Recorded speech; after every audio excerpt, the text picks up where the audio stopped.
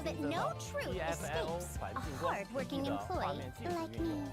将会带来更饱满的光照表现。最后，我们也带来了关于光线 Hold 追 up, 踪 Banyu 性能的 Shifu. 优化。 Saying that 在 just 2.8 makes you 版 seem 本更新 even 后， more 在 suspicious. 画质 But 设 Miss 计下 Dylan, 将有效 sometimes 降 what 低 you 开启 hear 光 at 线追 first 踪时 isn't 带给 necessarily 显 the 卡的 truth. 能效。 Thanks for the 提升运行 invitation. 效率。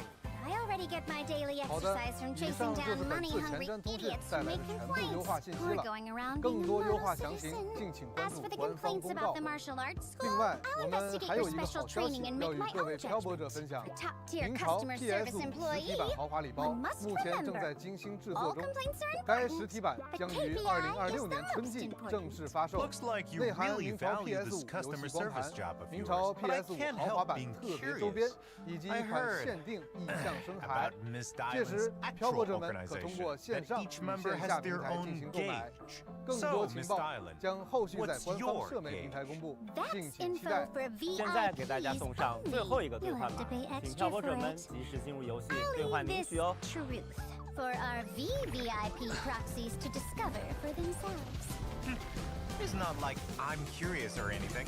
Come to think of it, during the Miasma town crisis, the Phaethon siblings caught a glimpse of senior Ye Shiyuan and Sarah in Idhari's illusion. Why would Yunquai Summit's most senior disciple be with the Exaltists? Don't tell me. He's a traitor? Ayuan has always been steady and reliable. He must have his reasons. It's best not to make assumptions. Very impartial of you, Fanyue Shifu. I wonder if the others would agree. I hear Ye 哎， Shuyun's 是 darling 很合 sister 适为今天的前瞻通 Ye 讯画上句点的视频 has 呢。 finished her 感谢 secluded 漂泊者 training 们 and 在前 left 瞻 the 通讯 mountain 的 to 时 go 间里， exploring. 与我们共同走 I 进 wonder 这 when 座 she'll find 如 out 同 about 封存 this. 于琥珀中的废墟都市。是的，希望通过今天的节 Seems 目 like， Banyu 可以带 Shifu 漂 is 泊者们 quite 提前 familiar 了 with 解 the two 实际背 siblings. 景。新的冒险即将缓缓展开，而每一道洪荒的折射，或许都藏着更多相应的奇迹。当碎波式的入口出现时，让我们一起继续这场未尽的旅程。天笑与波仔也会在这个神秘的索诺拉空 Really? 间 Ye 等 Shunguang 待 must 着 have 漂 been 泊者们 very 的到 young 来 back。then. And 明 Yun 朝 Hui Summit 2.8版 entrusted her 本 with 王 something 火 that 之都 important? 将于11月 That's 20 some 日正 crazy 式开 talent. 启。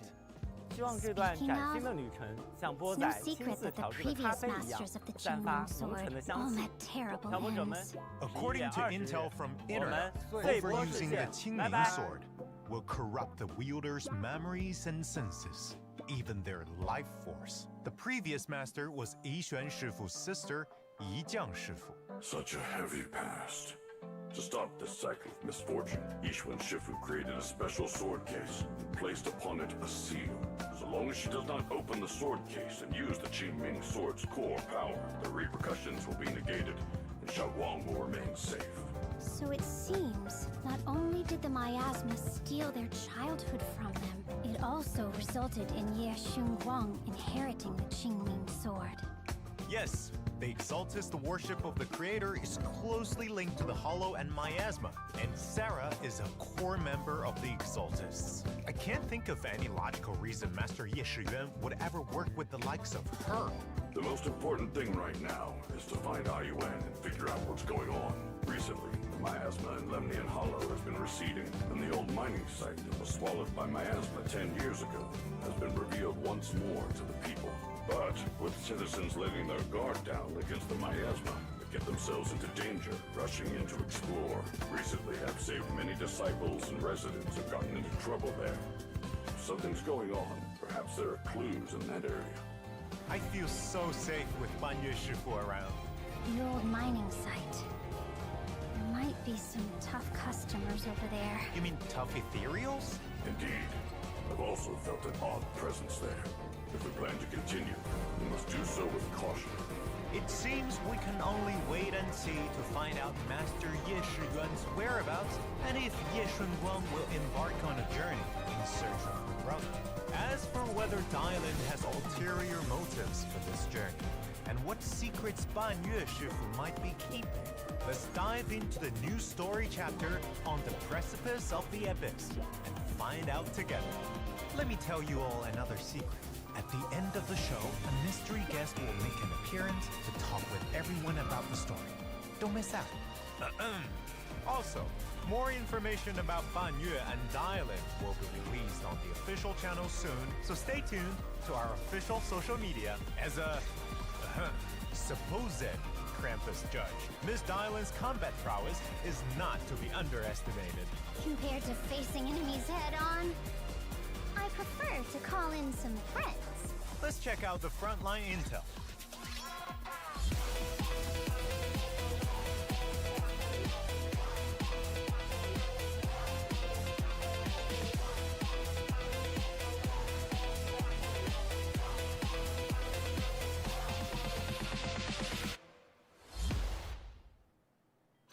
As an S-rank physical stun agent, when Dylan is on the battlefield, she has two unique resources: customer complaints and positive reviews.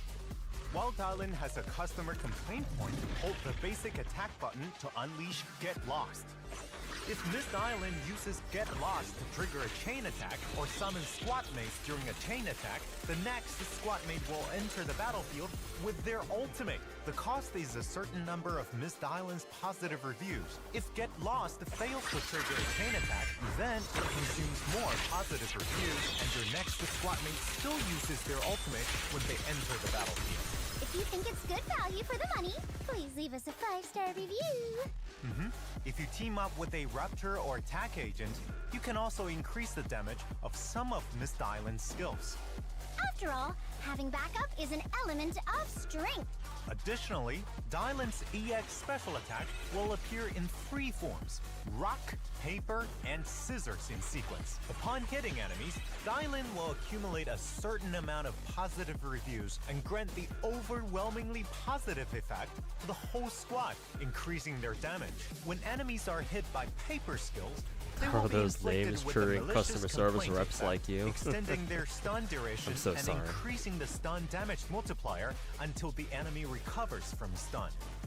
Also, the stance of attack and Raptor teammates can provide additional damage boosts to Dylan's EX special attacks: rock, paper, and scissors.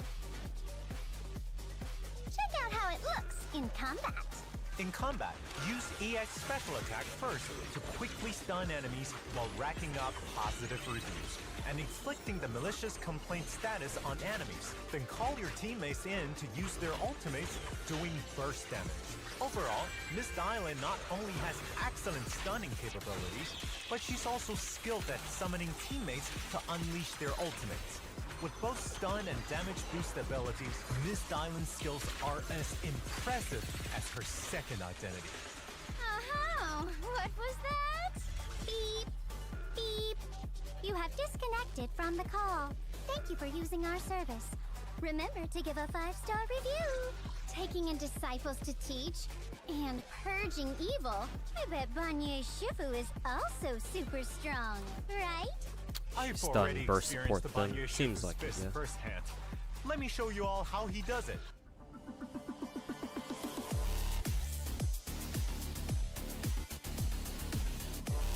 Yo, Cornetius. Stream right now? Yeah, we've been streaming for about like 5 hours so far. Very late stream. But what's going on then? As an S-rank fire rupture agent, Master Banyu has mastered various martial arts to create a devastating combo.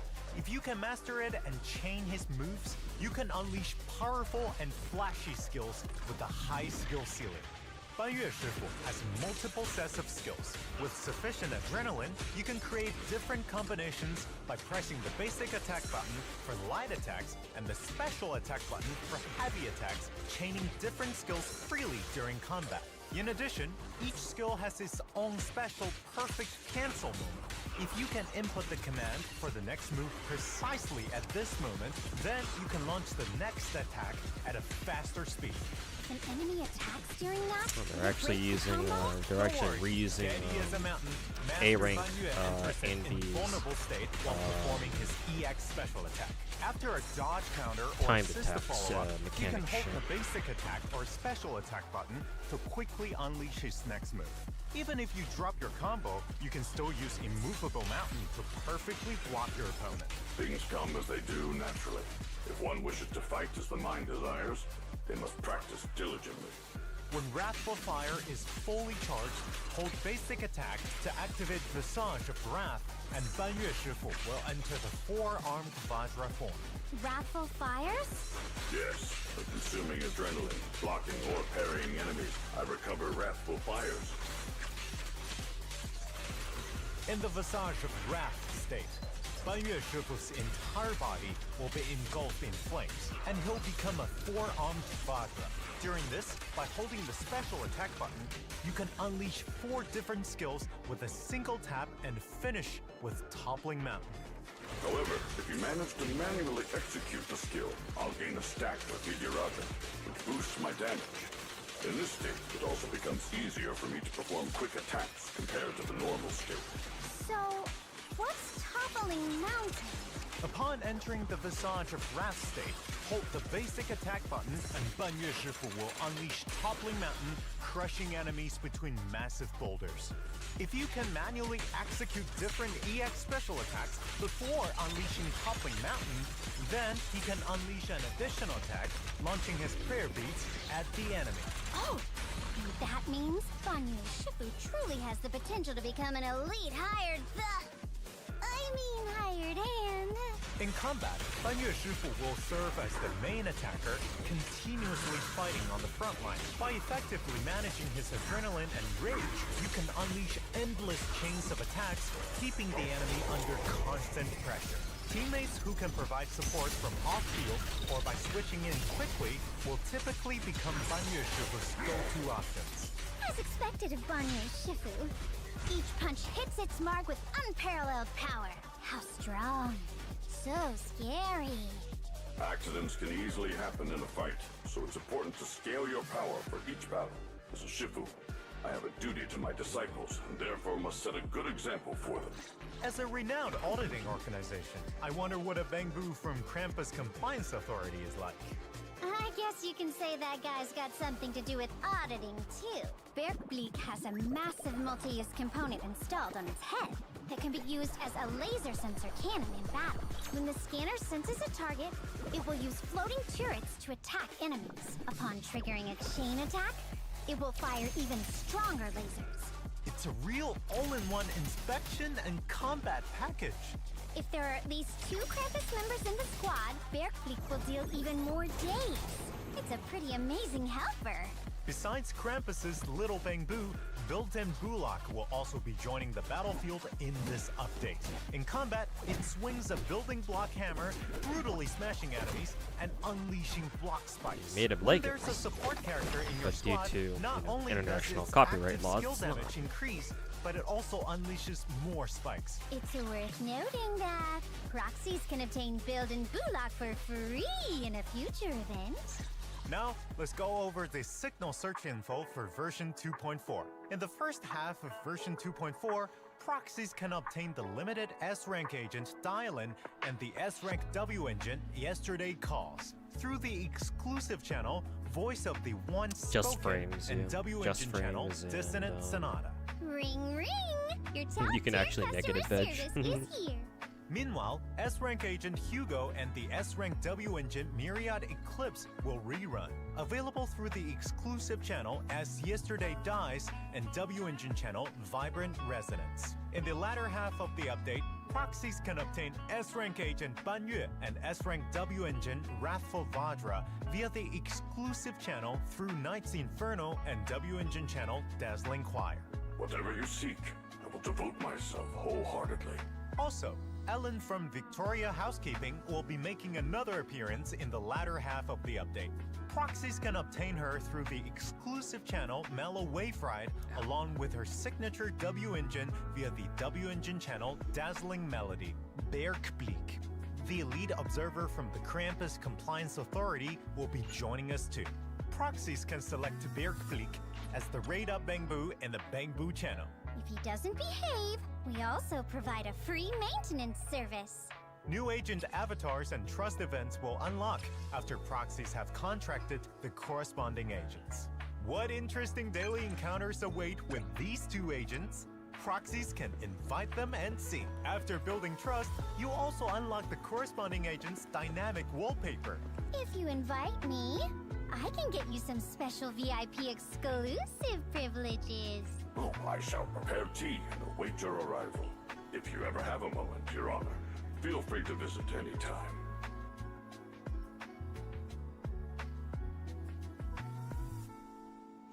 Yeah, you gotta get Hugo.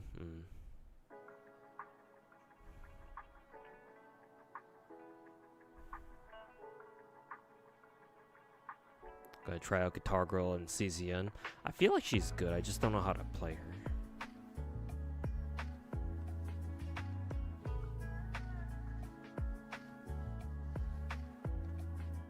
In version 2.4, proxies can, as always, log into the game to obtain a total of 10 encrypted master tapes and 10 Bupons. Then let's take a break. Let's get the redemption code up here.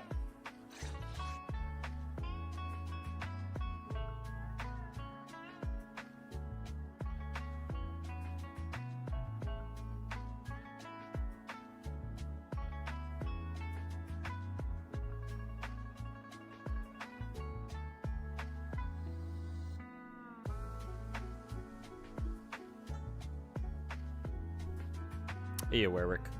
Why is he playing with his balls? Those are his prayer beads. He chucks them at people as part Hey of his there, attacks. Proxies! Welcome back! Now, let's check out what juicy stories are making waves in New Eridu this time. Word on the street is that a strange EA's overtime gameplay boo is is about pulling lurking desired around cards, Phylum okay. Heights, constantly muttering the phrase, "Please, just one defeat." I'm assuming she does it differently to Cassius Cassius. seems to be troubled by a malicious force, and only by being defeated in a chess match can his inner demons be dispelled. Malicious force. Like his boss telling him he can't clock out unless he loses a round? Looks like we'll need to track down the Overtime Warrior to crack this mystery. In the new Chess Legend event, Proxies can obtain base coins at the start of each turn. Recruit your squad, set up your formation, and get ready to counter your opponent's attacks. If you wish to come out victorious, you must also take note of the bond It's a rerun of between the different auto battle, Bangbu. the Bangbu For auto example, battle. when deploying Bangbu of the same category, bonds are activated, which enhance their combat prowess. In addition, with 3 Bangbu of the same name, they can upgrade, gaining improved stats. Upgrading the store is also vital. Once upgraded, there are increased chances of higher grade Bangbu appearing, and your Bangbu deployment limit will also increase. With this, you can improve your bond lineup, and therefore your chances of victory. So what's different about this new Chess Legend event compared to the previous one? In this event, there should be new Bangbu bonds and combat skills, alongside added recruitable Bangbu. The upper I like limit this for soundtrack. deployable Bangbu has also been increased to 6. You can also choose an agent buff before the match, with an increased chance of spawning related buffs to better your strategy in the 4th and 8th rounds. That's right. We've also prepared some special stages with powerful buff effects for this event. For example, in the special stage, Power of Bonds, we can get a +2 boost to all bond effects, making bonds that were harder to gather now come together with ease. Experience multiple bonds at once. I get it. We usually call this a sweet win. After completing a certain number of matches, you unlock competitive mode, where proxies can face off against each other and prove who's the best. After completing the event, you can also obtain rewards like built-in bullock, polychromes, and a hamster cage pass. Chess and martial arts both rely on adapting in the moment and accumulating experience. The strongest lineups will be recorded in the game logs for your reference. Looks like Ban Yue Shifu knows a lot about this game. Oh, you're too kind. I merely know a thing or two about chess. It's nothing special, really. Let's switch gears. Do you all remember Grace from Balabog Heavy Industries? She recently accepted a contract for designing the props and set for a new film titled Neo Golden Mecha. Eels and the manager will take on the roles of lead actor and camera operator respectively. Can't believe they managed to rope the proxy into it. Could this be some big shot director's blockbuster of the year? Actually, it's the director's debut film. After all, someone who genuinely loves the Golden Mecha can't possibly be a bad person. At least that's what Grace said. Ah, I see. Then here's to a successful filming and box office hit. In this story, Eels plays the protagonist, Ikaro, apprenticing under 4 legendary mech pilots and learning from them how to pilot the prototype It's a Golden rerun of Mecha. the Golden Every Mecha. pilot has their own unique tuning setup for their mech. So once you've mastered it, you can make some tweaks. Now, modifying core components and upgrading the mech. Combining the best of different parts, getting in the refining robot. core, and reforging the machine.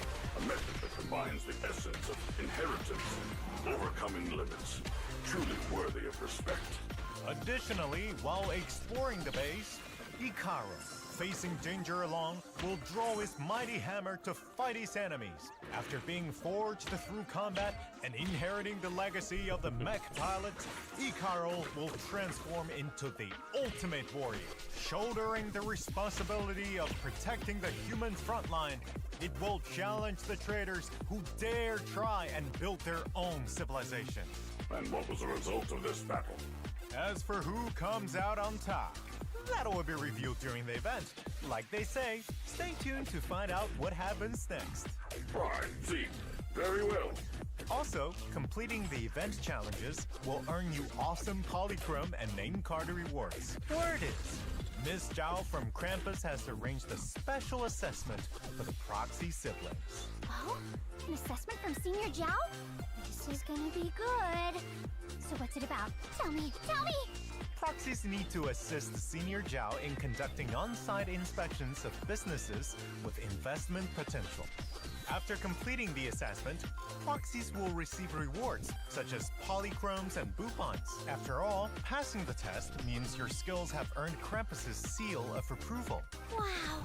The approval of strict Senior Zhao is certainly a priceless prize. I feel like Master Xiaoguang has been much happier since becoming a senior. Indeed. With all her intense training in seclusion, she rarely had the chance to explore the world away from the mountain. And during this event, proxies can take Xiaoguang on a journey through the streets and alleys of New Eridu, feel the fragrance of flowers, the thrill of video games, share movies, capture the vibrant pulse of the city, and create beautiful and unique memories. All these precious moments will be recorded by Xiaoguang in her diary. Oh, I'm certain Xiaoguang will love the chance to explore the outside world with a well-traveled proxy at her side. During the event, besides earning polychrome and boupon rewards, Xiaoguang will also share with you all the thoughts and sights she's recorded in her diary. The HIA Club has just dropped a brand new challenge for Simulated Sequence Showdown. Huh. Some score-obsessed maniac came out of nowhere, grinding the rankings day and night, messing up a whole bunch of my commissions. He must be cheating. Easy there, Miss Dylan. Speaking of VR combat experts, the Little Master at Yunhui Summit might be able to help. You mean the proxy? Exactly. In this event, in addition to the Alliance and Frontline stages proxies are familiar with, new martial practice stages where proxies can hone and perfect their combat skills have also been added. Proxies can still experience unique combat buffs and their related agents in the Alliance and Frontline stages and have fun with different combinations in combat. In martial practice mode, Ban Yue Shifu will be the protagonist. Many thanks for your trust. It would be my honor to provide you with assistance in your training. This martial practice challenge will include a performance score. Executing certain skills Ban Yue Shifu has will increase your score, and the smoother your execution, the higher your mechanics score. Of course, after completing the relevant combat challenge, you can get rewards like a tuning calibrator and polychromes. Of course, in the new version, Shiyu Defense, Critical Node, and Deadly Assault will continue to rotate updates. Meanwhile, Hollow Zero will also add Miss Dylan and Ban Yue Shifu's gear to help them deal with various crises in Hollow Zero. Complete your exploration of Hollow Zero, and you shall also obtain polychromes and other items as rewards. Also, the Signal Search Thank You Gift event from the previous version has yet to end. In version 2.4, proxies can continue to participate in the event and consume encrypted master tapes to unlock multiple rewards, including Vivian's outfit. The double drop events for materials are also set to arrive as usual. Training is a long and arduous path, but keep moving forward and you'll reach your destination. That's right, Ban Yue Shifu. It's time for action. Now let's check out what's new in this season's Redo Renovation Talk. As the current gameplay systems continue to grow, we will optimize gameplay elements that require continuous or repetitive operations to reduce the burden on proxies and enhance the overall gaming experience.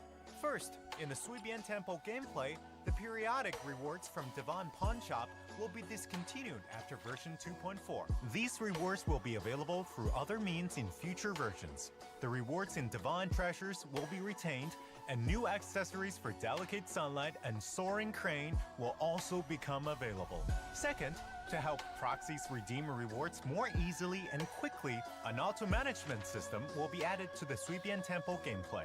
After reaching Restoration level 35, proxies can enable auto-management from the Management Policy menu.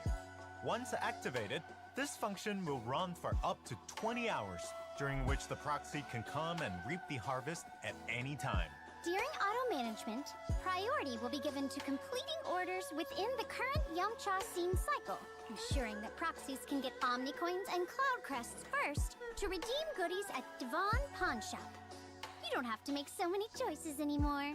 Yup, that makes it easier to redeem rewards. When there's still room for improvement in current operational efficiency, proxies can also click Improve Efficiency to get tips. Man, if only customer service had a one-click reply function too. That way, when I don't feel like working, I could slack off a bit. Slacking off will get you a bad review. In future updates, we'll keep monitoring feedback from our proxies and continue to optimize and reduce such burdens in gameplay. Additionally, we've optimized the default sorting rules for the combat Bangbu list. Based on the original order, optimize the default sorting for high star Bangbu and latest Bangbu, making it easier for proxies to find them quickly. Now, choosing Bangbu is way more convenient. Peak efficiency. Hope you all have a fantastic time with the new version. If you ever find yourself in trouble, just call my name. Hey, we're not done yet. Up next is Mr. Z's exclusive interview. We've invited a writer from Zenless Zone Zero and prepared some questions that I'm sure you proxies are dying to know the answers to. Let's hear what he's got to say.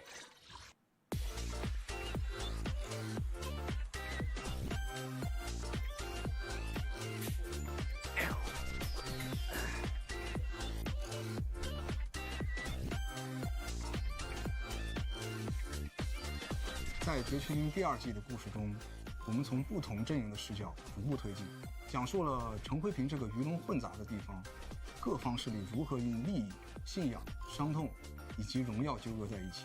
随着称颂会残党的覆灭，藏匿在莱姆尼安空洞深处的始祖也有了新的线索，而他呢，也将作为未来故事进展的开端。可以说，第2季故事中种种危机的背后都有始祖的影子。那么，在 2.3 版本中，称颂会虽然落下帷幕，但莎拉却获得了始祖的眷顾。大家注意到，他手上那枚称颂会私教特有的印记，也让他更加义无反顾地继续前行在觐见始祖的路上。直到叶诗渊的出现，让莎拉首次得到了他的授意，将那份力量带给始祖。自此开始，下半场的故事正式拉开帷幕。称颂会实质上的组织架构已经随着伊瑟尔德的逝去而瓦解。目前几乎仅剩莎拉还在追寻着始祖的踪迹。至于始祖，从创作角度上来说，这是一个具有深远意义的故事标的。从赋予其始祖之名的称颂会处可知端倪，始祖在他们看来犹如原初之神。这些残余的称颂会在断裂的历史残面中仍然不断地追寻着他，即便不停地诵念着对始祖的赞词和誓言，但仍然未寻得始祖的真容。与其说始祖是一个误神，不如将其称为万千逻辑的交割点。那么随着故事的进展呢，那个遥远而又毗邻的他将再次获得窥伺艾丽都的机缘。其实就如大家所看到的那样，除了以称颂会为主的敌人呢，我们还遭遇了不少中立或者友方的组织。浩布斯财团联合组织，世俗意义上是新艾丽都顶尖掌控者，他们是顶级财阀，掌握了新艾丽都绝大部分的商企行业，拥有可与市政府掰手腕的实力。但因为政治协议红线，他们无权拥有暴力机关和执法权力，一直以来被军方、市政府甚至是 Hand 所压制。所以追求利益最大化的 Tops 一直以来也在暗处寻找自己的应对手段。那么后续我们会用一个新的 PV 来让大家看到这条线索的进展。反观组织内部，想要维持 Tops 这种庞大而财富权力相对集中的机构，自然会催生出黑支这把快刀。坎普斯黑支是 Tops 企业内部具有特殊权能的审查组织，他们权威、严格、行事乖张，令各大企业敬而远之。组织成员需具有审查和裁决的共性，他们的能力既是他们聚集在黑支的主要原因，也是他们与生俱来的特长。每位成员行使审查的方式以及裁决标准各有不同。怪诞屋是一个神王子论坛，其中充斥着都市内各类奇闻怪谈，会不定期不定员的组织探秘活动。而神王本身的匿名特性也导致怪诞屋的成员鱼龙混杂。陈辉平在第2季中发生各种怪事件，也被群的一些成员敏锐地察觉到。于是呢，我们也看到除了阴差阳错的巧合，也有兴趣使然的主动参与。对了，神将们也可以有时间多逛逛神网，说不定会有意想不到的发现。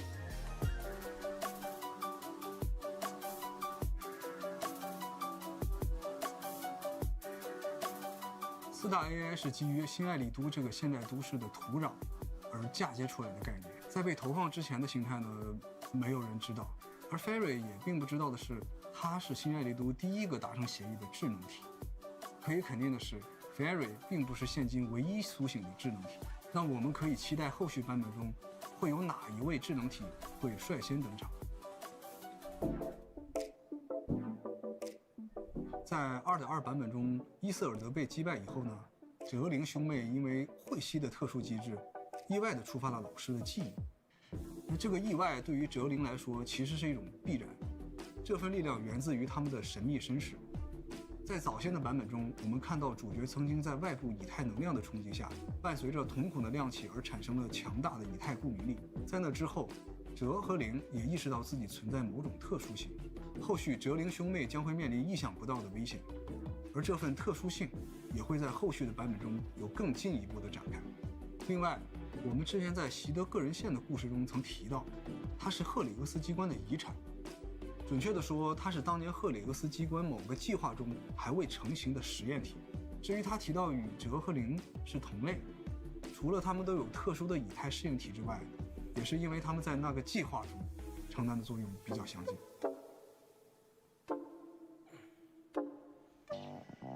我们曾经有过对初代虚手的描述，直白一些的说法是，他们当中有许多人已经不知所踪，但仍有一些人还存在。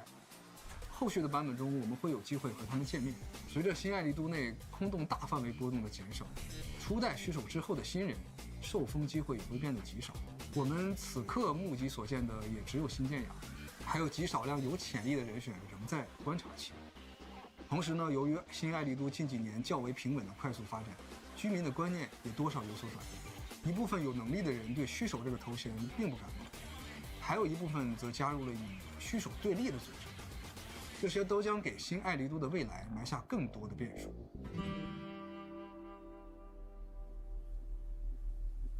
其实严格意义上来说呢，青灵剑不是云魁山的产物。传闻中，它被发现于莱姆尼安空洞附近，是一枚专门吸食人类体内以太的奇异之物。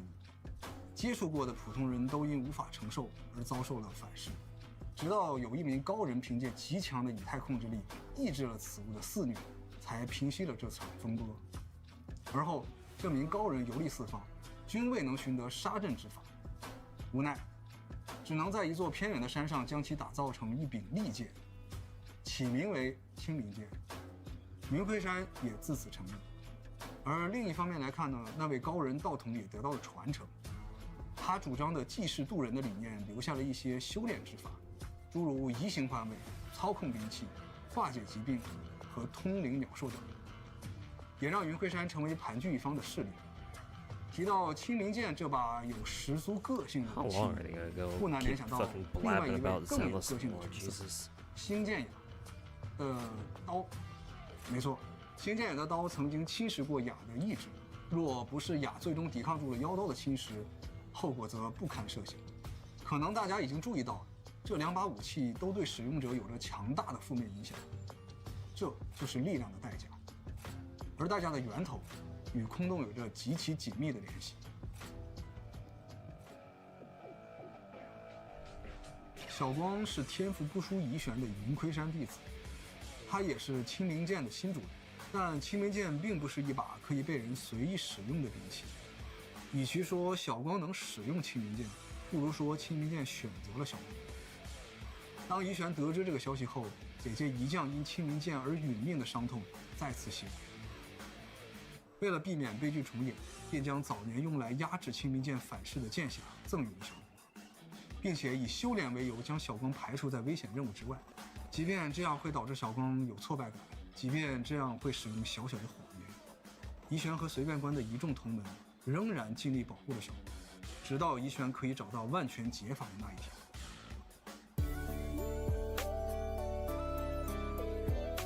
在第2季后期的版本中，我们会回到熟悉的雅努斯区，并结识来自治安局的新面孔。同时，故事中也会有新的黑之成员登场，与主角产生更多的羁绊。另外，我个人比较期待的是一位老朋友的新故事，以及第3季神秘朋友的亮相。大家都会被同一项事物所牵引，与更多的新老面孔纠葛在一起。其实我想说，在未来的版本中，我们会强化各个版本主线故事串联的节奏，让大家可以在各版本间有更连贯的剧情体验。那么最后，也希望神将们能在新版本中玩得更开心。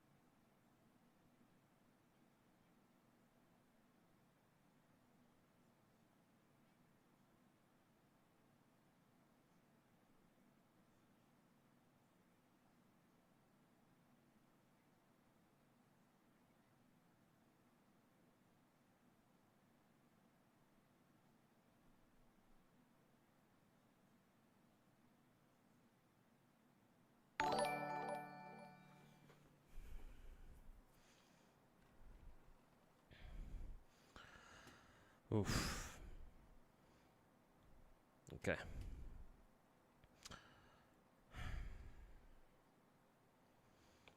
What was that notification actually? Oh, there you go. Hey yo, Cornethia, thanks so much for the $10 donor. You didn't have to do that to wake me the fuck up. God, what was that last little ending bit anyway? Also, what the fuck is this video?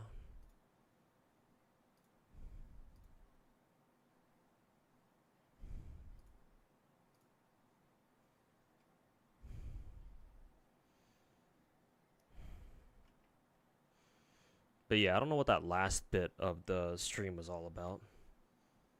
I thought for a second they would talk about the buffs that I've been seeing Zenless players talk about on Twitter, but it wasn't about that, so something about fucking lore or something like that, I don't know. Fucking bored me to sleep, literally.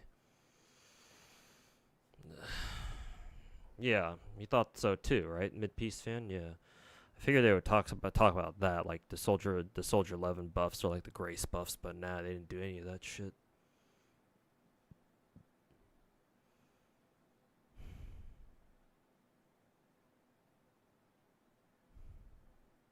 But yeah.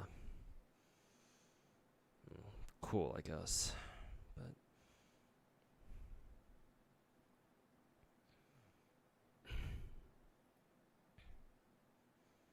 anyways. Pretty good time to end it though. Let's see. I think I still had the Vampire Saviors event to, or the Vampire Survivors event to go through on WoWa, so gotta get that done eventually. Just gotta get that done. I think everything will be done for WoWa for next patch. Ugh. Anyways, I will end the stream now so I can go off and actually sleep properly. Because holy fuck, I am tired. Anyways. The Vampire Savior crossover event, yeah. So I'll make sure to get that done like tomorrow or sometime during the weekend or so. But yeah. Anyways, thanks everybody for watching. Thanks for hanging out, especially those of you who hung out the entire time that I was streaming for about like 5.5 hours. But yeah, hopefully guys, I'll see you guys again later today after I come back from my side hustle. So yeah, thanks everybody for watching. If you guys haven't watched my video that I put out yesterday, please go do so. And yeah, see you guys all later today, I think. I'm gonna send you guys over to Miss Sweetly, because obviously she's watching back the Zenless stream right now. So tell her I said what's up. And yeah, hope you guys, hope the rest of you guys have a nice, nice Friday. Today's Friday, right? Yeah. So yeah, hope you guys have a good week so far, and hope you guys are looking forward to the weekend. So yeah.